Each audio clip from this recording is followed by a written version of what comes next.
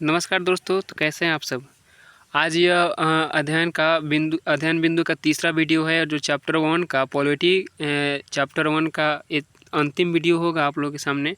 तो कल हम लोगों ने पढ़ा था 1813 का चार्टर अधिनियम के बारे में पढ़ चुके थे, 1833 का चार्टर अधिनियम के बारे में पढ़ चुके थे, 1853 के चार्टर अधिनियम के बारे में पढ़ चुके थे, 1858 का चार्टर अधिनियम के बारे में पढ़ चुके थे, 1861 का भारतीय परिषद अधिनियम के बारे में पढ़ चुके थे, 1892 का भारतीय परिषद अधिनियम के बारे में भी पढ़ चुके थे और 1919 का भारतीय परिषद अधिनियम के बारे में पढ़ चुके थे। आगे देखिए क्या है और उसके बारे में हम आज यह तीसरा वीडियो बना रहे हैं और यह चैप्टर का अंतिम वीडियो होगा। देखिए क्या है, 1919 का भारतीय शासन अधिनियम के बारे में आज हम लोग पढ़ेंगे। 1935 का भारत शासन अधिनियम जो कि सबसे महत्वपूर्ण है, इसके बारे में आज पढ़ेंगे हम लोग। माउंटबेटन योजना 1947 में जो आया था उसके बारे में हम लोग पढ़ेंगे। तो देखिए आगे क्या है, देखते चलिए और जो भी इसका ऑब्जेक्टिव होगा वो नोट करते चलिएगा। पेन और जो कॉपी है उसको साथ में लेकर बैठिएगा ज़रूर। आगे देखिए क्या है, 1919 का भारतीय शासन अधिनियम। इस अधिनियम के तहत भारतीयों ने प्रथम विश्व युद्ध में ब्रिटिश सरकार का समर्थन तथा सहयोग किया और यह आशा किया कि युद्ध की समाप्ति पर उन्हें लोकतांत्रिक अधिकार प्राप्त होंगे और इसी आशा को कुछ सीमा तक पूरा करने हेतु 1919 का भारतीय शासन अधिनियम पारित किया गया था। यानी कि जो ब्रिटिश शासन प्रथम विश्व युद्ध में भाग लिया था उसमें ब्रिटिश शासन ने यह आश्वासन दिया था कि आप लोग हमारे प्रथम विश्व युद्ध में हमारा सहायता कीजिए भारत को, और सहायता के बाद अगर युद्ध जीतते हैं तो उसके बाद आप लोगों को लोकतांत्रिक अधिकार प्राप्त होंगे और तथा आपको आज़ाद कर दिया जाएगा। तो ये था 1919 का भारतीय शासन अधिनियम। आगे देखिए इसमें क्या है, यह अधिनियम मॉन्टेग्यू चेम्सफोर्ड के नाम से भी जाना जाता है और इसके बहुत सारे प्रावधान थे। आगे देखिए क्या है, आगे है 1935 का भारतीय शासन अधिनियम। देखिए यह अधिनियम क्यों लाया गया था और कब लाया गया था। यह अधिनियम वर्ष 1930 और 32 में जो लंदन में गोलमेज सम्मेलन हुआ था उसमें जो संवैधानिक सुधारों के संबंध में जो भी संस्तुतियाँ प्रस्तुत की गई थी उसके परिणाम में यह भारत का 1935 का भारतीय शासन अधिनियम लाया गया था। इसके प्रमुख प्रावधान इस प्रकार से हैं, आगे देखिए क्या क्या है इसमें। इस अधिनियम के प्रमुख प्रावधान क्या थे, देखिए पहला प्रावधान यह था कि यह एक सुगठित एवं विस्तृत अधिनियम था जिसमें 321 अनुच्छेद तथा 10 अनुसूचियाँ थी। अभी कितना है अनुसूची, 12। अगला पॉइंट है, इस अधिनियम द्वारा भारत में सर्वप्रथम संघीय प्रशासन प्रणाली का प्रारंभ किया गया। तीसरा है, संघ की इकाइयों में ब्रिटिश प्रांत तथा देशी रियासतों को सम्मिलित किया गया।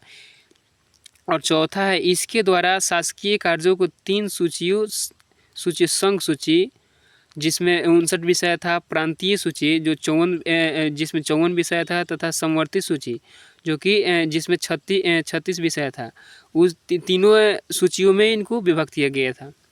आगे देखिए क्या है,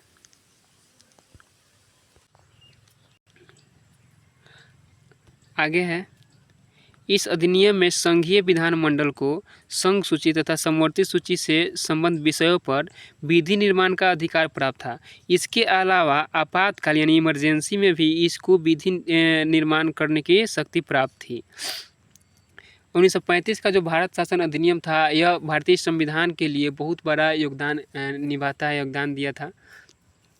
देखिए आगे क्या है, इस अधिनियम के अंतर्गत संघीय विधायिका में भी द्विसदनीय उच्च सदन और निम्न सदन प्रणाली की व्यवस्था की गई थी। आगे है, इस अधिनियम में राज्यसभा की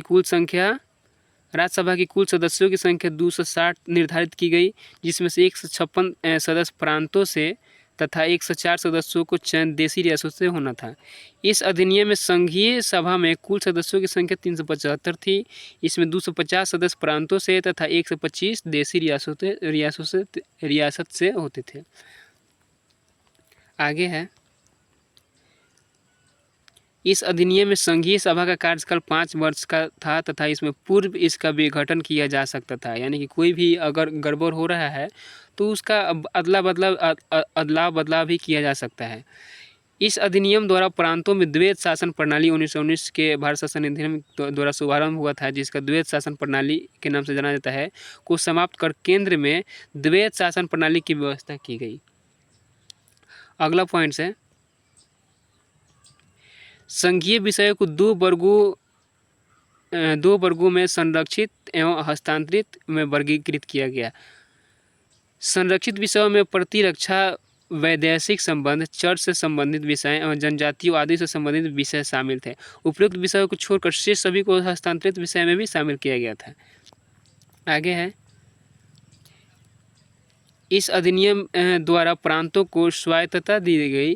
प्रांतीय विधानमंडल को प्रांतीय सूची तथा संवर्ती सूची दोनों विषयों पर विधि निर्माण का अधिकार प्राप्त किया गया। आगे देखिए क्या है, आगे है, इस अधिनियम के अंतर्गत 11 प्रांतों में से 6 में द्विसदनीय प्रणाली का गठन किया गया है, यानी कि जो 11 प्रांत था जिसमें से 6, एक बिहार था, बंगाल, असम तथा संयुक्त प्रांत बम्बई और मद्रास में द्विसदनीय प्रणाली का गठन किया गया। अगला पॉइंट है, इस अधिनियम द्वारा एक संघीय न्यायालय की स्थापना की गई। इसमें एक मुख्य न्यायाधीश तथा अधिक से अधिक 6 अन्य न्यायाधीश हो सकते थे, यानी एक मुख्य न्यायाधीश और तथा अधिक से अधिक कितना 6 अन्य न्यायाधीश भी इसमें हो सकते थे। ये इसका अगला पॉइंट है।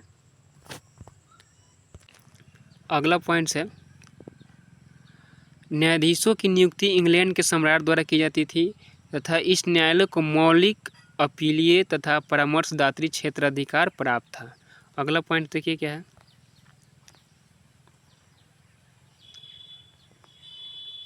इस न्यायालय के निर्णय के विरुद्ध इंग्लैंड की प्रीवी काउंसिल में अपील की जा सकती थी। मतलब जो न्यायालय की स्थापना हुआ था जिसमें एक मुख्य न्यायाधीश तथा 6 अन्य न्यायाधीश होते थे, जिसके निर्णय के विरुद्ध में इंग्लैंड की प्रीवी काउंसिल में अपील की जा सकती थी। अगला पॉइंट है, इसके अंतर्गत वर्मा, जो अभी म्यांमार के नाम से जाना जाता है, वर्मा को भारत से पृथक कर दिया गया। कौन सा अधिनियम? भारत शासन अधिनियम 1935 के तहत वर्मा को भारत से पृथक कर दिया, अलग कर दिया गया। इस अधिनियम द्वारा भारतीय परिषद का विघटन किया गया। अगला पॉइंट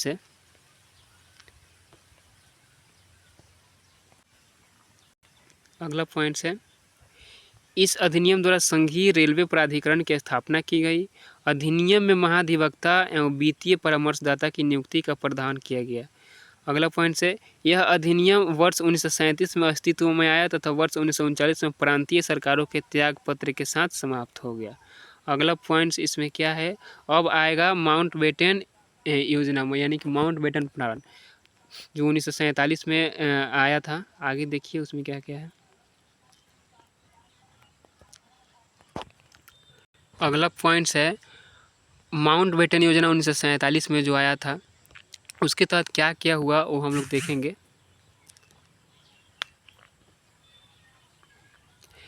कैबिनेट मिशन की योजना के अनुसार गठित संविधान सभा का मुस्लिम लीग के द्वारा बहिष्कार किया जाने के बाद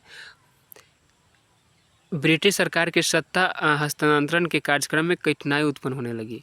दूसरा पॉइंट है, ब्रिटिश सरकार ने इस समस्या के समाधान हेतु माउंटबेटन को गवर्नर जनरल बनाकर भारत भेजा गया। वह 24 मार्च 1947 को भारत पहुंचा था। माउंटबेटन ने विभिन्न दलों से परामर्श करने के पश्चात भारत के विभाजन की योजना की घोषणा कर दी, यानी कि 2 भागों में भारत को बांटने की घोषणा कर दी, एक हिंदुस्तान और एक पाकिस्तान। इस प्रस्ताव को माउंटबेटन योजना के नाम से भी जाना जाता है। इस योजना में यह कहा गया कि भारतीय समस्या का एकमात्र समाधान भारत का विभाजन है, यानी कि भारत को 2 बराबर भागों में, यानी कि भारत को 2 राज्यों में, 2 स्वतंत्र राज्यों में बांट दिया जाए। सबका समस्या का एक ही समाधान था जो माउंटबेटन योजना के तहत किया गया। इस योजना में विवादास्पद 3 प्रांतों असम, बंगाल तथा पंजाब के भी विभाजन का प्रावधान था, यानी कि माउंटबेटन योजना में असम, बंगाल तथा पंजाब का भी विभाजन का प्रावधान इसी माउंटबेटन योजना के तहत किया गया था। तो आज का यह वीडियो यहीं तक था, और जो भी लोग पहला वीडियो और दूसरा वीडियो नहीं देखे हैं उन वीडियो को भी देख लें। मैं उस वीडियो का लिंक डिस्क्रिप्शन में डाल दे रहा हूँ, तो बने रहिए हमारे चैनल पर। और अगला अब पार्ट 1 शुरू होगा ज्योग्राफी का, जो चैप्टर 1 से स्टार्ट होगा, तो देखते रहिए। उसमें भी 2 से 3 वीडियो बन सकता है, तो देखते रहिए हमारे चैनल को। और थोड़ा सा अच्छा लगे तो शेयर भी कर दीजिएगा। Thank you.